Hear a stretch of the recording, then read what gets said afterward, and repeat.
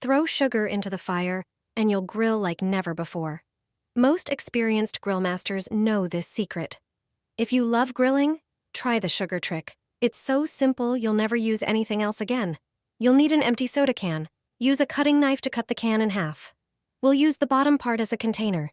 It doesn't have to be perfect, just make sure there are no sharp edges. Pour some hand sanitizer with at least 70% alcohol into the bottom half. Add 2 or 3 tablespoons. It's flammable and often used to start grills, but now add 2 large tablespoons of white sugar. Mix it well to create a paste. If the sugar is fine, it will be even more flammable. When sugar is exposed to heat, it undergoes thermal decomposition. This produces carbon and water vapor, which can burn and help fuel the fire. So if you need to light a grill, use the sugar trick.